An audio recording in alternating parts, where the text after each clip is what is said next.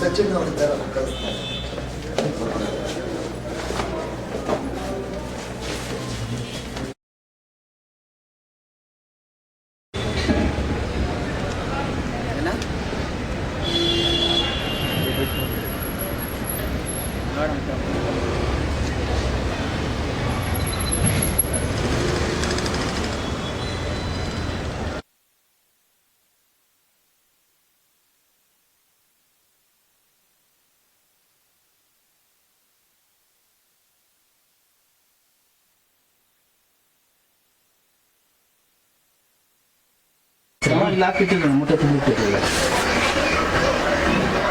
ಅವ್ರು ಆಡ್ ನೋಡು ಒಂದೊಂದು ಅಡಿಗೆ ಹಾಕ್ಬಿಟ್ಟವ್ರೆ. ಅದು ಏನಿಲ್ಲ, ಎಲ್ಲ ಹೋಗ್ಬಿಟ್ಟದೆ. ಇದು ನೋಡಿ ಇನ್ನ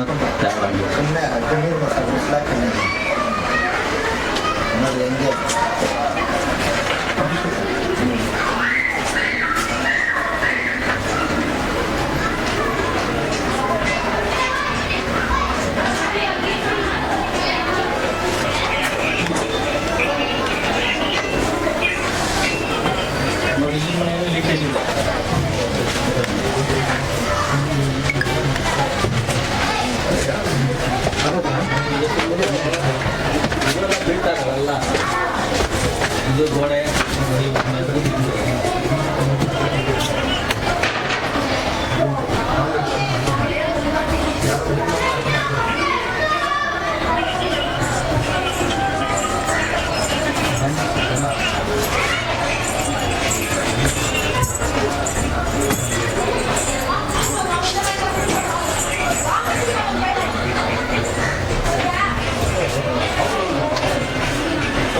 ಎಲ್ಲ ಕಡೆ ತಾವ ಬಿದ್ದೋಗ್ಬೋದು.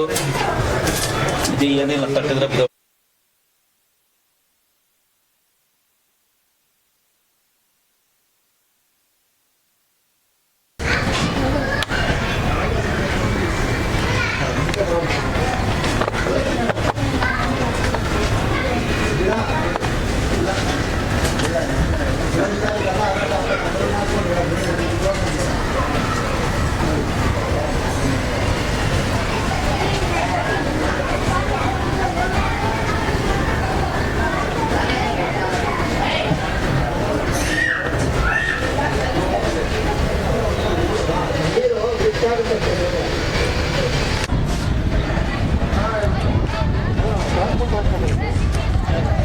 ಹೌದು, ಸುರಕ್ಷಿತ ಗೋಡೆ ಹಾಕ್ಬೇಕು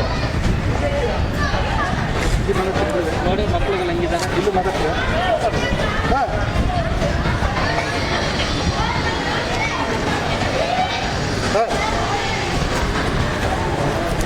ಇನ್ನೊಂದು ಐತೆ ಬರ್ರಿ.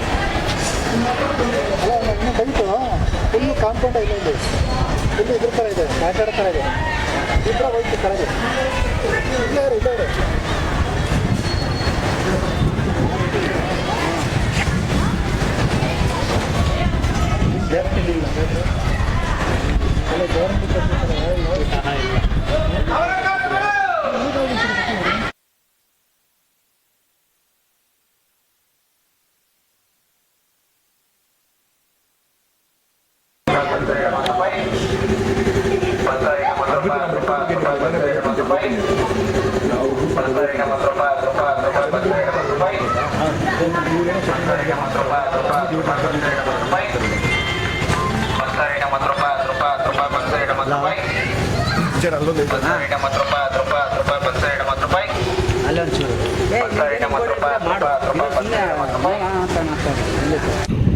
ಮಿತ್ರರಿಗೆಲ್ಲ ಜೈ ಭೀಮ್ ವಂದನೆ. ನಾವು ನಿನ್ನೆ ಇದೇ ಚಿಕ್ಕಪೇಟೆ ವಿಧಾನಸಭಾ ಕ್ಷೇತ್ರ ವ್ಯಾಪ್ತಿಯ BTB ಏರಿಯಾದಲ್ಲಿ ಈ ಮೋಲ್ಡ್ಗೆ ಹಾಕಿರೋ RCC ಪದರ ಕುಸಿದು ಬಿದ್ದು ಒಂದು ಮಗು ಮತ್ತು ತಾಯಿಗೆ ದೊಡ್ಡ ಒಂದು ಮಾರಣಾಂತಿಕ ಘಟನೆ ಆಗ್ತಾಯಿತ್ತು. ಇದರಿಂದ ಕ್ಷಣಮಾತ್ರದಲ್ಲಿ ತಪ್ಪಿಸ್ಕೊಂಡಿದ್ದಾರೆ. ಈ ವಿಷಯವಾಗಿ ಬಿಲ್ಡಿಂಗ್ ಶಿಥಿಲಗೊಂಡಿದೆ ಅಂತ ಹೇಳಿ 2003ರಿಂದ ನಾವು ಅವರಿಗೆ ಸಂಬಂಧಪಟ್ಟ ಇಲಾಖೆಗಳಿಗೆ KHB ಆಗಿರ್ಬೋದು, BBMP ಆಗಿರ್ಬೋದು, BBMP ಇಂಜಿನಿಯರಿಂಗ್ ವಿಭಾಗ ಆಗಿರ್ಬೋದು, ಎಲ್ಲರಿಗೂ ಮನವಿ ಕೊಡ್ತಾ ಬರ್ತಾಯಿದ್ವಿ. ಸೊ ಈ ಮನವಿನ ಪರಿಗಣಿಸಿ 2018ರಲ್ಲಿ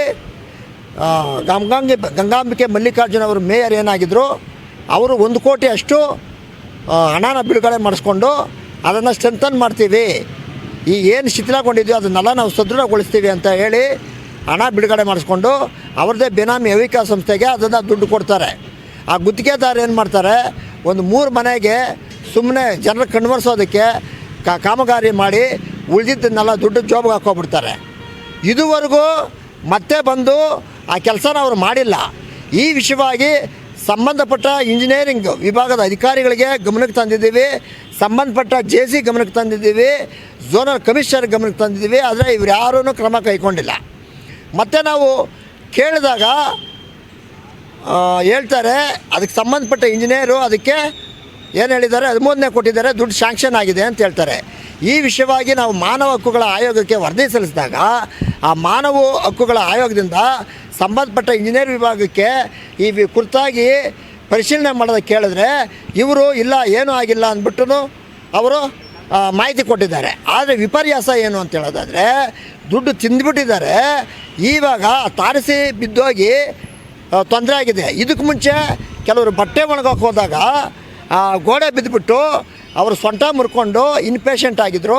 ಮತ್ತು ಮೇಲೆ ಬಟ್ಟೆ ಒಣಗೋಕೆ ಹೋದಾಗಲೂ ಬಿದ್ದವ್ರೆ. ಇದುವರೆಗೂ ಒಂದು ಸಮುಚ್ಚಯ ವಸತಿ ಸಮುಚ್ಚಯ ಕಟ್ಟಿ 40 ವರ್ಷಗಳು ಆದ್ರೂ ಸಹ ಯಾವುದೇ ಪ್ಯಾರಾಪಿಟ್ ವಾಲ್ ಇದುವರೆಗೂ ಕಟ್ಟಿಲ್ಲ. ಮತ್ತು 5 ವರ್ಷದ ಕೆಳಗೆ ಬಂದು ಸುಸಜ್ಜಿತವಾದ ಅವರಿಗೆ ನೀರಿನ ಟ್ಯಾಂಕ್ ವ್ಯವಸ್ಥೆ ಇಲ್ಲ, ಬೋರ್ವೆಲ್ ಇಲ್ಲ. ಆದರೂ ಜನರ ಕಣ್ವರ್ಸೋದಕ್ಕೆ ಚುನಾವಣೆ ಸಮಯದಲ್ಲಿ ಮೇಲೆ ಟ್ಯಾಂಕ್ಗಳಿಟ್ಟು ಅದಕ್ಕೆ ಪೈಪು ಕನೆಕ್ಷನ್ ಕೊಟ್ಟು ಇದುವರೆಗೂ ನೀರು ಸಪ್ಲೈ ಮಾಡಿಲ್ಲ. ಪ್ರತಿ ಸಲವೂ ಅಲ್ಲಿ ಒಳಚರಂಡಿ ವ್ಯವಸ್ಥೆ ಹದಗೆಟ್ಟಿದೆ, ಕಟ್ಕೊಳ್ತಾ ಇರುತ್ತೆ, ಹಳೇದಾಗಿದೆ. ಪ್ರತಿ ಸಲ ಯಾರೇ ಬಂದ್ರೂ ಸಹ ವಾಹನದವರು BBMP ಅವರು ಬಂದ್ರೂ ಒಂದೊಂದು ಮನೆಗೆ 200 ರೂಪಾಯಿ ಕೊಟ್ಟರೆ ಅವರು ಕೆಲಸ ಮಾಡ್ತಾರೆ, ಇಲ್ಲಾಂದರೆ ಕೆಲಸ ಮಾಡಲ್ಲ. ಈ ರೀತಿ ಮೂಲಭೂತ ಸೌಕರ್ಯಗಳಲ್ಲಿ ಬೇರೆ ಒಂದು ಪ್ರದೇಶಗಳಿಗೂ ಮತ್ತು ಬಡವರು ಮಾಡೋ ಪ್ರದೇಶಗಳಿಗೂ ತುಂಬ ತಾರತಮ್ಯ ಇದೆ. ಇದನ್ನು ಎಷ್ಟೇ ಗಮನಕ್ಕೆ ತಂದರೂ ನಾವು ಸಂಬಂಧಪಟ್ಟ ಅಧಿಕಾರಿಗಳಿಗೆ ಇದುವರೆಗೂ ಯಾವುದೇ ಕ್ರಮ ಕೈಗೊಂಡಿಲ್ಲ. ಆದರೆ ಯಾರಾದರೂ ಅನಾಹುತಗಳಾಗಿ ನೆನ್ನೆ ಸಂಭವಿಸಿದ್ರೆ ಯಾರು ಬಂದು ಮುಸ್ಲೆ ಕಣ್ಣೀರಾಗ್ತಾರೆ. ನೆನ್ನೆ ಹೇಳ್ಬೇಕಾದ್ರೆ ತಾರಸಿ ಬಿದ್ದು ಮಕ್ಕಳು ಪ್ರಾಣಾಪಾಯದಿಂದ ಪಾರಾಗಿದ್ದಾರೆ. ಮತ್ತು ಈ ಒಂದು ಸಂಭವನೀಯ ಅವಘಡಗಳಾಗೋಕ್ಕೆ ತುಂಬ ಎಲ್ಲ ಮನೆಗಳಲ್ಲೂ ಇದೆ, 120 ಮನೆಗಳಲ್ಲೂ ಇದೆ. ಕೂಡಲೇ ಇದಕ್ಕೆ ಸಂಬಂಧಪಟ್ಟ ಕಮಿಷನರ್ಗಳಾಗಿರ್ಬೋದು ಮತ್ತು ಯಾರು ಸಂಬಂಧಪಟ್ಟಿದ್ದಾರೋ ಬಂದು ಕೂಡಲೇ ಆ ಒಂದು ಕ್ರಮನ ಕೈಗೊಳ್ಳಬೇಕು. ಆ ಶಿಥಿಲಗೊಂಡ ಮನೇನ ಬದಲಾಯಿಸಿ ಬೇರೆ ಮನೇನ ಕಟ್ಟೋದಕ್ಕೆ ಪ್ರಯತ್ನ ಪಡಬೇಕು. ಜೊತೆಗೇನೆ ಇವಾಗ ಯಾರು ಈ ಒಂದು ಕಳಪೆ ಕಾಮಗಾರಿಗೆ ಶಾಮೀಲಾಗಿದ್ದಾರೋ ಗುತ್ತಿಗೆದಾರರಿರ್ಬೋದು ಮತ್ತು ಸಂಬಂಧಪಟ್ಟ BBMP ಇಂಜಿನಿಯರ್ಸ್ ಇರ್ಬೋದು, ಅಧಿಕಾರಿಗಳ ಕೂಡಲೇ ಸಸ್ಪೆಂಡ್ ಮಾಡಿ ತನಿಖೆಗೊಳಿಸ್ಬಿಡಬೇಕು, ಅವನ್ನ ಬಂಧಿಸಬೇಕು ಅಂತ ಕೇಳ್ತೀವಿ. ಈ ವಿಷಯವಾಗಿ ನೆನ್ನೆ ಕಂಪ್ಲೇಂಟ್ ಕೊಟ್ಟರು ಸಹ ಅವರು ಬರೀ NCR ಮಾಡಿಲ್ಲ, FIR ಮಾಡಿಲ್ಲ, ಬರೀ LTP ಮಾಡಿದ್ದಾರೆ. ಅಂದರೆ ಅವ್ರ ಉದ್ದೇಶ ಎಲ್ಲರೂ ಸೇರಿಕೊಂಡು ಮಿಂಗಲ್ಲಾಗಿ ಈ ಬಡವರಿಗೆ ಶೋಷಣೆ ಮಾಡ್ತಾಯಿದ್ದಾರೆ, ಮೋಸ ಮಾಡ್ತಾಯಿದ್ದಾರೆ. ಇದ್ರ ವಿರುದ್ಧವಾಗಿ ನಾವು ದೊಡ್ಡ ಮಟ್ಟದಲ್ಲಿ ಪ್ರತಿಭಟನೆ ಮಾಡ್ತೀವಿ. ಅದಕ್ಕೆ ಮುಂಚೆ ನೀವೇನಾದರೂ ಸೂಕ್ತವಾದ ಕ್ರಮ ಕೈಗೊಳ್ಳಿಲ್ಲ ಅಂದರೆ ಎಲ್ಲ ವಸತಿ ಸಮುಚ್ಚಯದ ಎಲ್ಲ ಜನರು ಸೇರಿಕೊಂಡು ಒಂದು ಉಗ್ರವಾದ ಹೋರಾಟ ಮಾಡ್ತೀವಿ ಅಂತ ಹೇಳಿ ಈ ಮೂಲಕ ನಾನು ಎಚ್ಚರಿಸ್ತಾ ಇದ್ದೇನೆ. ನಾವು ತಿಲಕನಗರಕ್ಕೆ ನೆನ್ನೆ ಕಂಪ್ಲೇಂಟ್ ಕೊಟ್ಟಿದ್ದೀವಿ. ಮತ್ತು ಈಗ ನಮ್ಮ ಝೋನಲ್ ಕಮಿಷನರು ಅವ್ರಿಗೂ ಸಹ ರಮೇಶ್ ಕುಮಾರ್ ಅವ್ರಿಗೆ ಕಂಪ್ಲೇಂಟ್ ಕೊಟ್ಟಿದ್ದೀವಿ. ಅವರು ಏನು ಹೇಳಿದ್ರು, ಈಗ ನಿಮ್ಮ ಏನು ತಗೊಂಡಿದ್ದೀನಿ ಈ ಕೇಂದ್ರ ವಲಯಕ್ಕೆ ಬರುತ್ತೆ, ನಾನು ಫಾರ್ವರ್ಡ್ ಮಾಡ್ತೀನಿ. ಮತ್ತು ನನ್ನಲ್ಲೇ ಏನಾದರೂ ಆ ದಾಖಲೆಗಳಿದ್ದರೆ ಕೂಡಲೇ ಇದರಲ್ಲಿ ಏನಾದರೂ ಲೋಪ ದೋಷ ಆಗಿದ್ದರೆ ಅವನ್ನ ಕೂಡಲೇ ಸಸ್ಪೆಂಡ್ ಮಾಡ್ತೀನಿ ಅಂತ ಭರವಸೆ ಕೊಟ್ಟಿದ್ದಾರೆ. ಅದರಿಂದ ನಾವು ಈಗ ಹೋರಾಟ ಮಾಡ್ದಿರ ಅವ್ರಿಗೆ ಮನವಿ ಸಲ್ಲಿಸಿದ್ದೀವಿ. ಏನು ಅದ್ರ ಬಗ್ಗೆ ಕ್ರಮ ಕೈಗೊಳ್ತಾರೆ ಅಂತ ಭರವಸೆ ಮತ್ತು ನಂಬಿಕೆಯಿಂದ ಈಗ ಹೋಗ್ತಾ ಇದ್ದೀವಿ. ಈಗ ವಸತಿ ಪ್ರದೇಶಗಳಿಗೆ ಹೋಗಿ ಅಲ್ಲಿ ಯಾರು ವಸತಿ ಜನರು ವಾಸ ಮಾಡ್ತಾ ಇದ್ದಾರೋ ಅವ್ರದ್ದು ನೇರವಾಗಿ ಅವರ ಕುಂದುಕೊರತೆಗಳನ್ನ ಆಲಿಸೋಕೆ ಹೋಗ್ತಾ ಇದ್ದೀವಿ ಅಂತ ಹೇಳ್ತೀವಿ. ಜೈ ಭೀಮ್, ಜೈ ಸಂವಿಧಾನ. ಇದು ಚಿಕ್ಕಪೇಟೆ ವಿಧಾನಸಭಾ ಕ್ಷೇತ್ರದಲ್ಲಿರುವ ವಾರ್ಡ್ ನಂಬರ್ 153 ಹಳೆಯದು. ಈಗ ಹೊಸದನ್ನು ಮಾಡಿದ್ದಾರೆ. ಈ ವಾರ್ಡಲ್ಲಿ 120 ಮನೆಗಳಿದೆ. ಕರ್ನಾಟಕ ಗೃಹ ಮಂಡಳಿಯಿಂದ ನಿರ್ಮಿಸಿರುವ ಮನೆಗಳು 1997ರಲ್ಲಿ ವೀರಪ್ಪ ಮೊಯ್ಲಿ ಮುಖ್ಯಮಂತ್ರಿ ಇದ್ದಾಗ ಸಹ ಅವರಿಂದ ಗುದ್ಲಿ ಪೂಜೆ ಪ್ರಾರಂಭವಾಗಿ ಆಮೇಲೆ ಕಟ್ಟಿ ಹಂಚಿಕೆ ಮಾಡಿದ್ದಾರೆ. ಇದು ಹಾಗೇ ಇಷ್ಟು ವರ್ಷ ಜನ ಇದರಲ್ಲಿ ಬಾಳ್ತಾ ಇದ್ದಾರೆ, ಆದರೆ ಸರಿಯಾದ ವ್ಯವಸ್ಥೆಗಳೇ ಇಲ್ಲ. ಇದು ನಾವು ಹೋರಾಟ ಮಾಡಿ ಒಂದೊಂದು ಹಂತಾಗಿ ನೀರಿನ ವ್ಯವಸ್ಥೆ, ಕರೆಂಟಿನ ವ್ಯವಸ್ಥೆ ಎಲ್ಲ ತರಿಸಿದ್ದೀವಿ. ಆದರೆ ಕೆಲವೊಂದು ಹಾಗೇ ಬಿಟ್ಟಿದ್ದಾರೆ, ಮಾಡಲೇ ಇಲ್ಲ. ಒಬ್ಬರ ಬರೋದು ಸ್ಲಮ್ ಬೋರ್ಡ್ ಅಂತ ಅಷ್ಟೊಂದು ಕೆಲಸ ಮಾಡೋದು, ಬರೀ ಮೇಲ್ನೋಟಗಳು ಕೆಲಸ ಮಾಡ್ತಾರೆ, ಭದ್ರತೆ ಕೆಲಸ ಯಾವುದೂ ಮಾಡ್ತಾಯಿಲ್ಲ. ಇದೆಲ್ಲ ಹೋಗಲಿ ಅಂತ ನಾವು 2003ರಿಂದನೇ ಮನವಿಗಳು ಕೊಟ್ಕೊಂಡು ಬರ್ತಾಯಿದ್ದೀವಿ. 13ರಿಂದ ಮತ್ತು 22ರಿಂದ ಎಲ್ಲ ಕೊಟ್ಕೊಂಡು ಬರ್ತಾನೆ ಇದ್ದೀವಿ. 18ರಲ್ಲಿ ಏನಾಯ್ತು ಅಂದರೆ ಇದೆಲ್ಲ ಸರಿಪಡಿಸ್ಬಿಟ್ಟು ಸ್ಟ್ರೆಂತಿಂಗ್ ಕಾಮಗಾರಿ ಅಂತ ತಂದುಬಿಟ್ಟು ಆದ ನಂತರ 1 ಕೋಟಿ ರೂಪಾಯಿ ಬಿಡುಗಡೆ ಮಾಡಿದ್ರು. ಕೆಲವು ಮನೆ ಮಾತ್ರ ಕೆಲಸ ಮಾಡಿ ಲಾಕ್ಡೌನು ಸಂದರ್ಭ ಎಲ್ಲ ಹೋದ್ರು ಆಯಿತು. ಆದ ನಂತರ BBMP ಎಲ್ಲೂ ಮಾಹಿತಿನೇ ಸಿಗಲಿಲ್ಲ. ನಾವು ಬೇರೆ ವಿಚಾರ ಹೋರಾಟ ಮಾಡಿದಾಗ ಇದರ ಮಾಹಿತಿ ಸಿಕ್ಕಿದಾಗ ಮತ್ತೆ ಪ್ರಶ್ನೆ ಮಾಡ್ತೀವಿ. ಆಗ ಯಾರಂದರೆ ಮಾಜಿ ಮೇಯರು ಗಂಗಾಂಬಿಕೆ ಅವರು ರಿಲೇಟಿವ್ನೇ ತೆಗೆದಿರೋದು ಗುತ್ತಿಗೆ, ಅವರೇ ನಮ್ಗೆ ಗೊತ್ತಿಲ್ಲ ಅಂತ ಹೇಳಿದ್ರು. ಆಮೇಲೆ ಅದ ನಂತರ ನಾವು ಈ ಹೋರಾಟ ಮಾಡಿ ಎಲ್ಲ ಒತ್ತಡ ತಂದ ನಂತರ ಪುನಃ ಇದು ಕೆಲಸ ಶುರು ಮಾಡಿದ್ರು. ಶುರು ಮಾಡಿ ಏನು ಮಾಡಿದಂದರೆ ಬರೀ ಟೈಲ್ಸು, ಬಾತ್ರೂಮ್ ಟೈಲ್ಸು, ಈ ನೀರಿನ ವ್ಯವಸ್ಥೆ ಮಾಡಿದ್ದಾರೆ ಅಷ್ಟೇ. ಯಾವುದು ಸರಿಯಾದ ಇದೇನು ಸ್ಟ್ರೆಂತಿಂಗ್ ಅಂತ ಗೊತ್ತಿಲ್ಲ ಅವರಿಗೆ. ಹೊರಗಡೆ ಮಾಡಬೇಕಾ ಸ್ಟ್ರೆಂತಿಂಗು, ಹೊರಗಡೆ ಮಾಡಬೇಕಾ ಅನ್ನೋದು ಗೊತ್ತಿಲ್ಲ. ಆಮೇಲೆ ವಾಟರ್ ಟ್ಯಾಂಕ್ ವ್ಯವಸ್ಥೆ ಮಾಡಿ, ನೀರಿನ ವ್ಯವಸ್ಥೆ ಮಾಡಿದ್ದಾರೆ. ಇದಕ್ಕೆ ನೀರು ಸಪ್ಲೈ ಬರೋದು ಇಲ್ಲ, ಬರೀ ಪೈಪ್ ಹಾಕಿದ್ದಾರೆ ಅಷ್ಟೇ. ಮತ್ತೇನು ಮಾಡಿದ್ದಾರೆ ಅಂದರೆ ಕೆಳಗಡೆ ಇರೋರು ಇಟ್ಕೋಬೇಕು. ಸರ್ಕಾರ BWSP ಏನು ಹೇಳ್ತಾರೆ ಅಂದರೆ ಮೋಟ್ರ್ ಬಳಸಂಗೆಲ್ಲ ಅಂತಾರೆ. ಮೋಟ್ರ್ ಬಳಸಿಲ್ಲ ಅಂದರೆ ಈ 2ನೇ ಫ್ಲೋರ್ 3ನೇ ಫ್ಲೋರ್ಗೆ 2ನೇ ಫ್ಲೋರ್ಗೆ ಹೆಂಗೆ ಬರ್ತದೆ, ಫಸ್ಟ್ ಫ್ಲೋರ್ಗೆ ಹೆಂಗೆ ಬರ್ತದೆ ನೀರು? ಬರೋಲ್ಲ. ಇದೆಲ್ಲ ಈ ಥರ ಅವ್ಯವಸ್ಥೆಗಳು ಸುಮಾರು ಇದೆ. ಆದರೆ ಇಲ್ಲಿರುವ ನಮ್ಮ ಜನಗಳಿಗೆ ದಿಕ್ಕು ತಪ್ಪಿಸೋ ಕೆಲಸ ಮಾಡ್ತಾಯಿದ್ದಾರೆ. ಈಗ ಮೊನ್ನೆ ನೋಡಿ, ಇಲ್ಲೇ ನಿಮ್ಗೆ ಗೊತ್ತಾಗುತ್ತೆ, ಇಲ್ಲಿ ಸುಮಾರು ಜನ ಬಿದ್ದಿದ್ದಾರೆ. ಆ್ಯಕ್ಚುಲಿ ನಮ್ಮ ಹುಡುಗನ ಇಲ್ಲಿಂದ ಬಿದ್ದಿದ್ದಾನೆ, ಏನೋ ಆವಾಗಲೂ ಅವ್ನು ತಪ್ಪಿಸ್ಕೊಂಡ. ಈಗ ಏನು ಮನೆ ಘಟನೆ ನಡೀತದಲ್ಲ, ಅವನು ಒಂದು ಟೈಮ್ ಇಲ್ಲಿಂದ ಬಿದ್ದುಬಿಟ್ಟ. ಇದು ಗಾಳಿಪಟ ಆರಿಸುವ ಸಂದರ್ಭದಲ್ಲಿ ಏನೂ ಆಗಿಲ್ಲ. ಈ ರೀತಿ ಎಲ್ಲ ಇವ್ರದ್ದು ಅವ್ಯವಸ್ಥೆ ಮಾಡಿಕೊಂಡು ಬರೀ ದುಡ್ಡುಗಳು ಕೊಳ್ಳೆ ಹೊಡೆಯೋದು ಕೆಲಸನೇ ಆಗಿದೆ. ಗುತ್ತಿಗೆದಾರರಿಗೆ, BBMP ಕಾರ್ಪೊರೇಟ್ರಿಗಾಗಲಿ ಅಥವಾ ಇಂಜಿನಿಯರ್ಗಾಗಲಿ ಎಲ್ಲ ಶಾಮೀಲಾಗಿದ್ದಾರೆ. ನೋಡಿ ಎಷ್ಟು ಮಕ್ಕಳು ಅಲ್ಲಿದ್ದಾರೆ. ಏನಾದ್ರೆ ಏನು ಯಾರು ಕೇಳೋರು, ಯಾರು ಗೊತ್ತಾಗುತ್ತೆ? ಆದ ನಂತರ ಇವ್ರೇನು ನಮ್ಮನ್ನ ಕಾಪಾಡೋದು? ಇಲ್ಲಿ ಬಡವ್ರ ಪ್ರಾಣಕ್ಕೆ ಬೆಲೆ ಇಲ್ವಾ? ಬಡವ್ರ ಪ್ರಾಣನೂ ಅಷ್ಟೊಂದು ಚೀಪ್ ಆಗಿದೆ ಇವ್ರಿಗೆ. ಆದ್ದರಿಂದ ನಾವು ಇವತ್ತು ಹೋರಾಟ ಮಾಡಬೇಕಂತ ಹೋಗಿ, ಯಾಕೆಂದರೆ ನಿನ್ನೆ ಬೆಳಗ್ಗೆ 6 ಗಂಟೆ ಸಮಯದಲ್ಲಿ 6-6:30 ಗಂಟೆ ಸಮಯ ಮೋಲ್ಡಿಂಗು ಮನೆ ಹೊರಡೆ ಇರುವಾಗ ಮೋಲ್ಡಿಂಗ್ ಬಿತ್ತೈತು.